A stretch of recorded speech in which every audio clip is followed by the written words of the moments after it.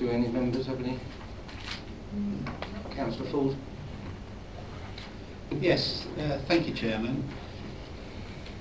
The first thing I'd say is that I think that many of us here perhaps would have sympathy with the deputation that Mrs Megginson has made, and perhaps I could just refer to one of the first bits that you mentioned, Mrs Megginson, and that was that I had commented, I think we both commented, that we couldn't support the petition with the wording of which, and I think we did say that no to 1,500 houses we felt was a bit harsh, but I think we all understand now that the broader terms of that are to control the numbers, so I fully accept that. But I think if we could just set aside for a moment the rules and regulations and procedures, it simply doesn't seem fair. The whole situation doesn't seem fair. The petitioner and the signatories have done nothing wrong, and they've done everything that the scheme petition requests. They did everything correctly during its creation, its submission, and at no time were they told during that there would be no subsequent debate, or the debate would be kicked back somewhere. They quite correctly sought a full council debate, as the petition contained well over the 1,500 signatures necessary. So they've done everything that the petition scheme requests. And I can well understand, okay, on the other side of the fence, not on the other side of the fence, but both sides of the fence, but I can well understand the frustrations. Myself and Councillor Cartwright live in the area, and we know all about this, so we can well understand the frustrations. So I think if we just step back to say, why do groups raise petitions? Well, they raise them to seek to influence those making key decisions. And if this objective is taken away, the petition becomes totally worthless. So if we just look at the sequence of events here, and I know we have it here that Lee has kindly provided for us, the petition's correctly raised in order to influence the decision to build a proposed number of homes in the Western Wards, and it's triggered the number requiring a full debate. The petition is undebated. And whilst this is happening, the planning applications to which the petition refers come forward, and in 3 cases so far have received permission. We then roll forward perhaps a year. Full council will then debate and agree these sites following consultations, and they will go forward into the approved local plan, as I say, following the passage of consultation. Following all of that, the petition then comes up for debate, against the background not only of council approval of the sites in question, but with outline or full permission in place. Now, what is the point of that petition if everything's been decided and the petition has effectively been raised? Surely the consultation process requires exactly the reverse of that, that the petition is the first thing, and then the applications and subsequent council approval follow on from that. If after that debate the council decides they're going to take no notice of the petition, well, fair play.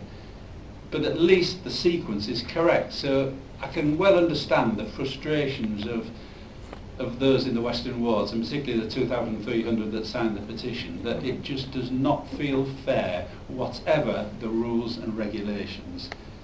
I do have a bit more to say, Chairman, but perhaps I could just give way now and let one or two others have a say. Thank you. Thank you, Chairman. Obviously, as a member of the Planning Committee and Chairman of the Council Planning and Development Panel, I cannot comment on any individual sites. I would not wish to do so. As I read this, the draft local plan was put for public consultation. Many comments were received, including this petition, during that process of consultation on the draft local plan.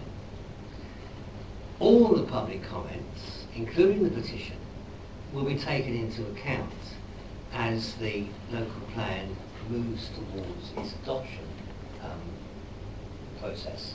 And perhaps Mr. Jolly could tell us when that will be and what the stages are. But at no point will any public comments, including the petition, be lost. When we come to the actual planning applications, there again, of course, we welcome on the planning committee those who wish to make deputations, raise comments, and that's part of the democratic process. So I'm actually fairly confident that so far we have done the right things, and that this petition, which I understand, although I don't live in the Western Wards, I don't want to comment on the applications there, I do understand what residents are saying. My own ward is somewhere to the east of that. So yes, I think we have done the right thing, and I would ask please through you, Chairman, Mr. Jolly, to just remind us what the process is now from draft to adoption. Thank you. Thank you, Chairman. Just for clarity, the draft local plan obviously has gone through the executive, been subject to consultation. The next stages will in actual fact be for a publication plan to be published for consultation. That will include a statement which sets out all of the consultational responses received, either from individuals or from different organisations, residents groups, commercial interest, development interest and the like. It will also include the detail of any petitions received. That will all be reported up through to both the executive and also referred on to the council at that stage.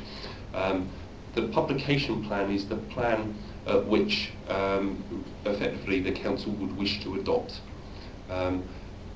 It then is subject to a public consultation, and then you have a further stage which again would come through the executive and through council, which is called the submission plan, and that is effectively the publication plan with some suggested changes from the council which are seeking to address comments which are received through the consultation on the publication plan. And that submission plan is the plan that the council submits off to government for independent examination.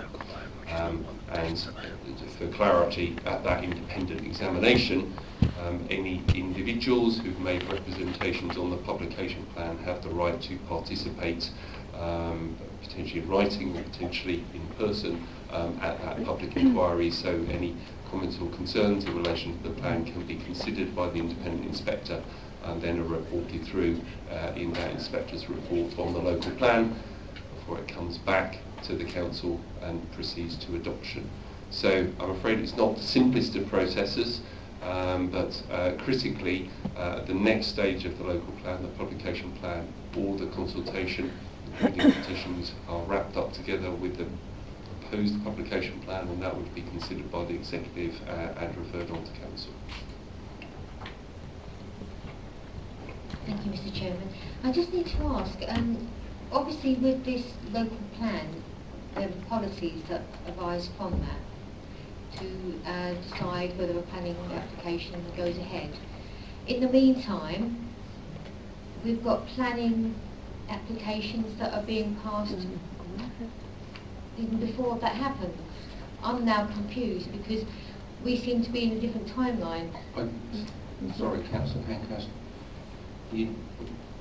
What we're here to do today is discuss whether the petition was right or wrong in how it was That's presented. what I'm asking. That's why we're here to discuss whether democratic services carried out their job in the right and correct manner, not any moral or anything else about the planning or anything else. So if we just stick to the matters at hand, that'd be marvellous. my apologies.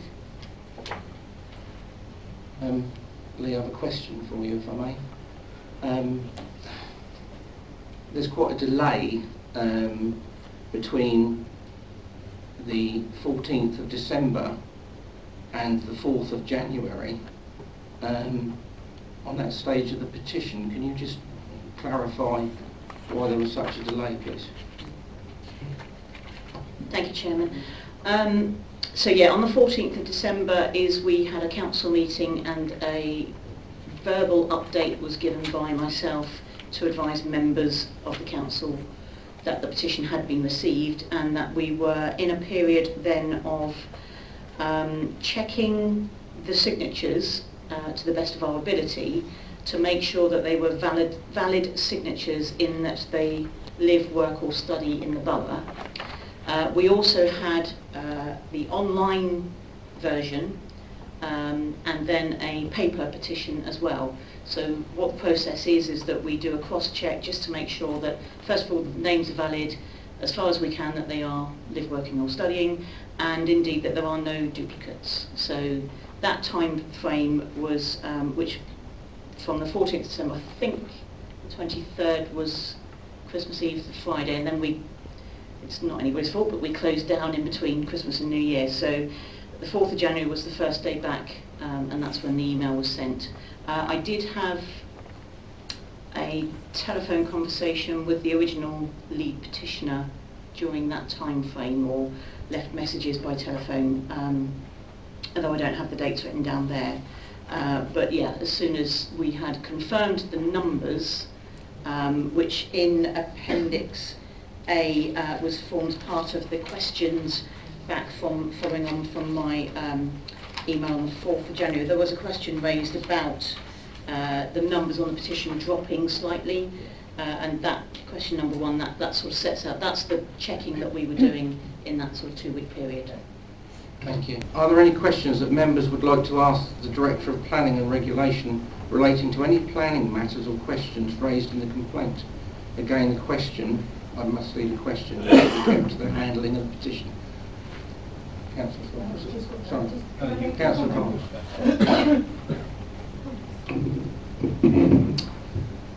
Thank you, Chairman. Excuse me, I've got a frog in my throat. I too have every sympathy with the complainants and people who put in the petition. I have followed what has been happening quite closely, and I've read all the documentation, and from my perspective I think the process has been followed scrupulously, and as far as I'm concerned there isn't anything further to say. I think the frustration felt by the petitioners is understandable, but we as a council have to follow the rules and regulations, whether we feel they're fair or unfair. And I've often said planning's like doing things with your hands tied behind your back, but we have to follow the due process in which is being done. Councillor Ford. Thank you, Chairman. This is specifically, I'm not sure who this is specifically directed at, but it's just a comment again, because I accept Councillor Davis's comments that yes, these are taken into account each planning application, but that is not what this is about. This is about a full debate. It's not about comments being taken into account. So my question is, why can the debate not take place? Well, it would appear that it's to avoid predetermination of those members who take part in the debate and are on the planning committee being seen to predetermine, or all members who will subsequently be viewing the plan as it moves forward to adoption. But if I look at my own personal situation, for the last 8 months I've addressed the executive on the draft plan, spoken with residents and residents associations, written in touch, spoken at other meetings against the overall numbers proposed for Warsash. Not Taylor Wimpey's application or Foreman Holmes' application or anyone else's, the overall numbers. And I managed somehow to have dodged predetermination, and I think myself and the monitoring officer have spoken about it once or twice, and I might have had a predisposition but not a predetermination. So I wonder then, if we want to balance here that risk against the fairness to the petitioners, why we can't trust our members to comment without predetermining their position. I've managed it for 8 months now, so I don't see why others couldn't. So Anyway, just a thought, and I just wonder on that, is there a policy, regulation, rule that says actually what I've said can't happen? Or is it an opinion? I don't know. I'd be grateful for a Paul, could you? Thank you. Thank you, Chairman. Yes, if I use the analogy you just raised, Councillor Ford, is that had the council debated this issue, they would not have been in a position to make a decision purely because we're in the process of consultation and the final proposal or final draft had not come forward. Therefore, irrespective of what members said, there would potentially be an issue about predetermination because you would have tried to make a decision before all the facts were in front of you. You would have been responding to a petition specifically, but all the other facts and all the other information that would come forward in the final draft would not be at your disposal. So if I compare and contrast that to a planning committee meeting, in the lead up to a planning committee meeting information is exchanged, but essentially as a planning committee member, as you will very well know, you consider everything, all the information you've had, what you hear on the day, and you don't make a determination or decision until you've had all that, and then you make your decision, and that's the fundamental difference between the two issues. Yes, Thank you, Chairman. I do sympathise with the petitions, I really do. But as Councillor said, I think this is absolutely correct. Going back onto what Councillor Ford just said, it's a bit of a grey area. I could sit and discuss something and one person would say that it's absolutely correct. You had another person say she's predeterminating this. So I think it's something that we've got to take into consideration.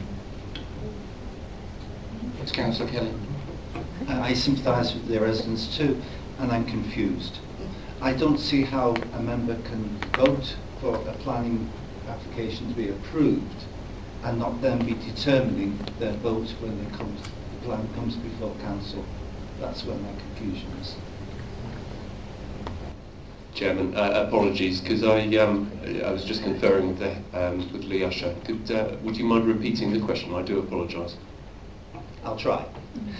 My confusion is that I don't see how a member can vote in planning committee to approve an application and then not be seen to have determined their vote when it comes to approving the planning proposal for the borough plan. Thank you, Chairman.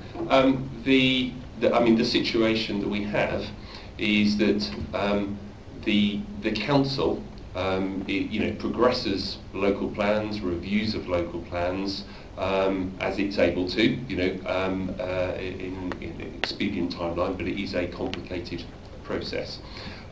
We have a local plan at the present time, and we're in the process of reviewing that. When we come to planning applications, those planning applications have to be, it's a regulatory function. We have certain timelines within which we have to determine those planning applications. Certainly on smaller applications, 8 weeks, major applications 13 or potentially 16 weeks. And as been mentioned, if we don't make a determination within those time periods, then we're open to what's called a non-determination appeal, which means that the applicant effectively pushes it to government for independent examination, and we've lost the ability to determine it. So we need to determine those planning applications in accordance with those timelines. We can sometimes change the timelines in agreement with the applicant, but only in agreement with the applicant. So the critical thing is we have to determine those applications based on the planning policy, local plan position at the time. We have the benefit of an existing adopted local plan in 3 parts: the core strategy, the science plan and the Wellborn plan. And we have to determine planning applications that are coming in on our books in the light of that local plan, and it's in accordance with the local plan unless there's other material considerations. We have to a degree, we are mindful of the fact we may be reviewing the local plan, but we have to consider the applications against the current local plan. Finally, I would add that as the draft local plan progresses through its various different stages, we potentially can give it more weight in terms of our planning consideration of planning applications, but the fact of the matter is we have to determine the applications that come in. We just can't sort of effectively not entertain them. Can I ask a question? Yes, by all means. All these people who own this land and are developing this land, they all know the dates you're doing everything, so they are going to get all their applications in before you've done all your bits and pieces that they know about. So they're all going to get approved because you're looking at the old plan, but you're basing it on the new plan, which hasn't even been approved yet. So you're allowing all these applications through. This should be done on the existing local plan, because the new one isn't even approved. But you're not. You're using both. Can I just interrupt there? Yeah. I understand what you're saying, and I do understand your feelings. I genuinely do. I live in Porchester, and the amount of development that's going to go through. Why? We're here today, and I don't want to seem rude, but we're here today to discuss your petition, and that is what we're going to do. Oh yeah, right. I'll put it in writing. Members, any other questions? We have considered all the reasons given for the complaint, and now we have to make our decision. The options open to us are given on the report, page 11 of our agenda pack.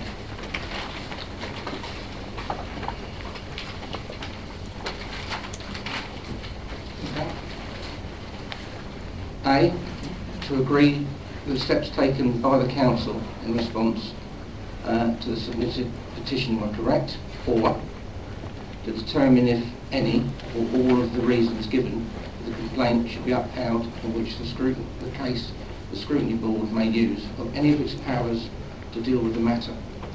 These powers can include requesting that the Chief Executive Officer conducts an investigation.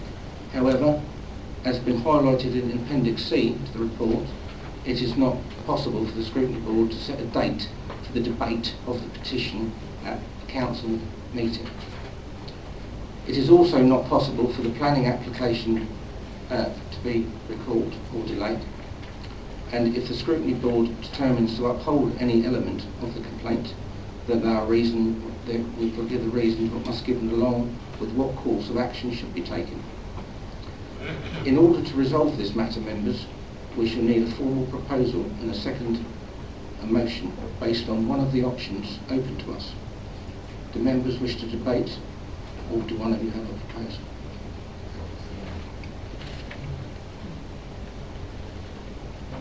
Councillor Hopper.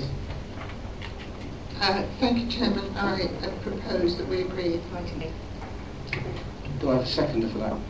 Councillor Davis. All those in favour?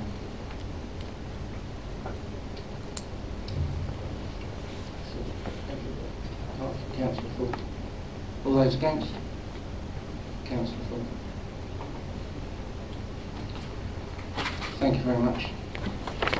So it's agreed that the steps taken by the Council in response to the submitted petition were correct,